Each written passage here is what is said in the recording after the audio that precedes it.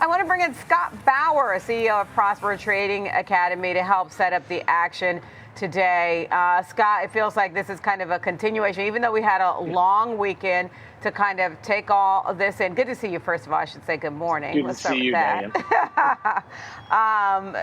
It just feels like this continuation of the theme that we saw last week in terms of an overhang of just trade tensions weighing. What's your view? It really is like Groundhog Day, and there was a lot of anticipation, a lot of expectation, optimism, if you will, that coming into the long weekend, we would see something, anything, one trade deal, anything at all. And here we are. We're kind of back to exactly where we were on Thursday and Wednesday and Tuesday. So the market is very disappointed right now. The market is very pessimistic and really just searching for any sort of win, any sort of deal right now to try and get things at least stabilized somewhat. And then, speaking of things stabilize, well, this is let's take things in a little bit of a different direction. I want to look at what's happening within gold and the dollar. Why don't we start out with gold? Right, gold. I mean, it's been a wild ride lately. It's continued to move higher. What's your take on this? Is this just a continuation of a flight to safety? Is it a momentum move, or is it a little bit of both? It's definitely a little bit of both, and I think it's a bit of capitulation in the marketplace. We think about capitulation in terms of sometimes the VIX or sometimes with the S&Ps selling off maybe to a major level. I think we're seeing that in gold right now. We're seeing these moves that we have never, ever seen before, just massive, massive moves. And that's coupled with the dollar being as weak as it's been in years and years. And so this is not a really good scenario here. You throw into the mix that we're seeing treasuries still selling off. The 10-year is back above or right at 440 this morning here. So it really is some signs of capitulation here.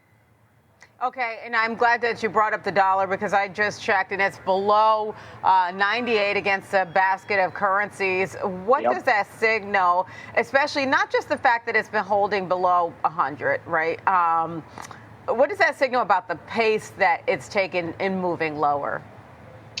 It really shows that the confidence in what is happening with the tariff situation and with U.S. assets, the U.S. economy, the confidence worldwide is really waning. And people are looking to really, I guess, divest might be the word, maybe go short, could be either one or a combination, really get out of U.S. assets. And so what we're seeing here in this massive, massive convergence between gold soaring and the dollar just absolutely bottoming. And I don't know if it's bottomed yet, but just selling off. This is, again, this is a sign of capitulation here, in my opinion.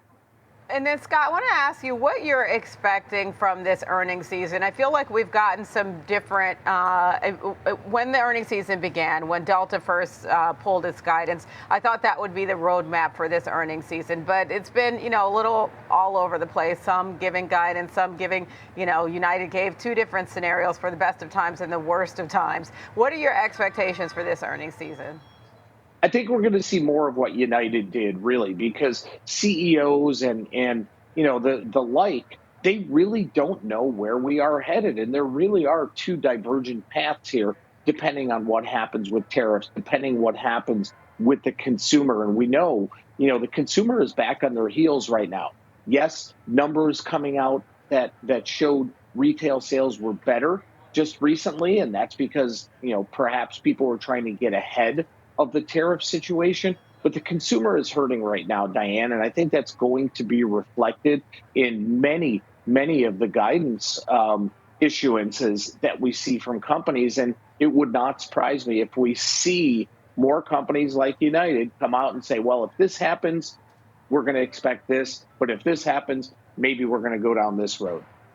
Well, Scott, I'll say this. I'm one of those consumers who's planning to do some probably potentially pull forward demand because of the tariffs. I know I'm just anecdotally one person. But let me ask you this. What are traders missing right now? Is there anything that, they should be looking out for in terms of Any events on the horizon, any earnings they should pay particular attention to? Well, I think the big one is going to be the Fed meeting, which is only just a few weeks away right now. And as we stand right now, there's still a very small potential of a rate cut. And if we don't get that, how bad are things going to get in the next several weeks? Or are we going to see a big turn of events? Are we all of a sudden going to see an announcement of three, four, five, maybe a dozen different negotiated deals on tariffs here? So I think we really critically have to watch what the next FOMC meeting is, which is in a couple weeks, and what the rhetoric is out of there. But right now, rates are everything that everybody has to keep an eye on. It's not what the administration wants to see. It's not what the economy wants to see. And that is really what is keeping the market on its heels. Do you think the pressure is on the Fed chair and the rest of officials at the Fed to cut rates for this meeting earlier than they would have expected? No, given the history of Jerome Powell and the Fed, I really don't. I do believe that they will stick to their agenda of trying to balance unemployment, making sure inflation is where it is, and not getting caught up in everything that you and I and every single person in the country getting caught up with. And so, no, I really don't think they're going to feel the pressure of that. All right, Scott. Great insight. Always love hearing your perspective. That's Scott Bauer, CEO, Prosper Trading Same. Academy.